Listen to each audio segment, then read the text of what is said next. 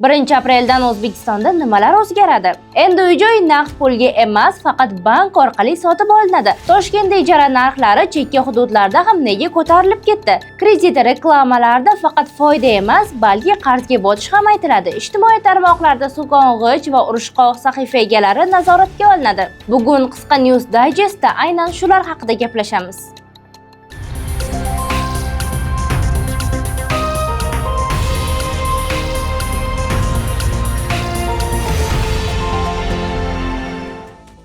O'zbekistonda 1 apreldan boshlab uy-joy va mashinani faqat bank orqali sotish mumkin bo'ladi. Bunda avvalgidek notarius qog'ozga birgina to'landi deb yozib qo'yish yetarli bo'lmaydi.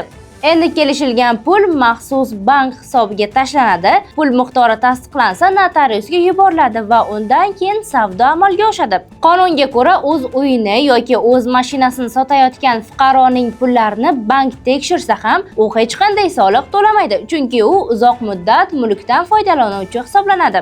Ammo uy va mashina oldi-sottisini biznesga aylantirgan tadbirkorlar endi shunchaki naqd pul bilan birga boriga baraka qila olmaydi. Chunki ular har bir foydadan daromad solig'i to'lashi kerak bo'ladi.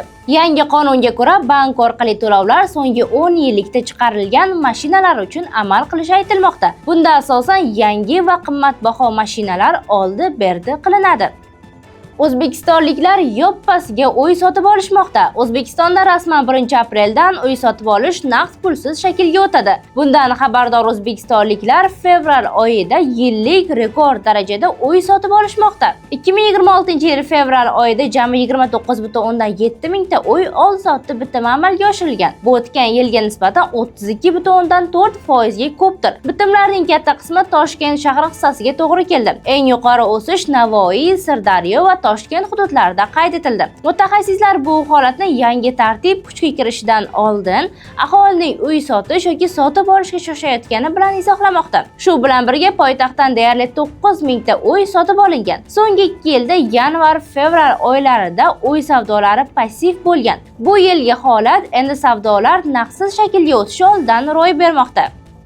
Nega Toshkentda ijara narxlari chekka hududlarda ko'tarilib ketdi? Fevral oyi hisoblariga ko'ra, Toshkentdagi uy-joy ijarasi narxi o'zgarishsiz holatda qimmatligicha qoldi. Qizig'i, avval eng arzon hududlar hisoblangan tumanlarda ham ijara narxlari yillik 16% ga oshgan. Qimmat hududlardagi ijara qiymati esa yillik 8% ga ko'paygan. Bunda aynan chekkaroq hududlarga ommaviy ko'chish narxlarini oshirib yubormoqda. Poytaxtning markaziy hududlarida avtobuslar ko'p qatnashi, zamonaviy savdo markazlari va ko'ngilochar joylar, ayniqsa oliygohlarning yaqinligi ijara narxini odatda yuqori ushlaydi. Mirobod, Shayxontohur yoki Yakkasaroyda 1 kvadrat metr ijara haqqi $11 ga tushadi.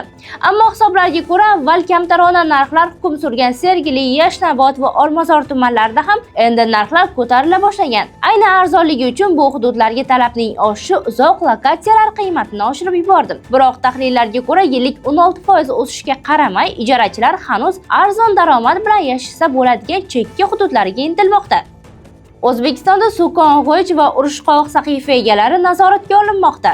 O'zbekistonda so'kong'ich va urush qo'zg'aydigan tarmoq egalari jazolana boshlaydi. Shaxsiy sahifasida tinmay so'kinib ma'lumot yetkazuvchilar va urush harakatlariga aralashadiganlar endi nazoratga olinadi. Ular bunday huquqbuzarlikni aynan internet tarmog'idan foydalanib yoygani uchun ayblanadi. Oliy Majlis Qonunchilik palatasi ma'muriy javobgarlik to'g'risidagi kodeksga o'zgartirishlar kiritdi. Yangi qo'shimchalar deputatlar taklifi va idoralar fikri bilan qo'shildi.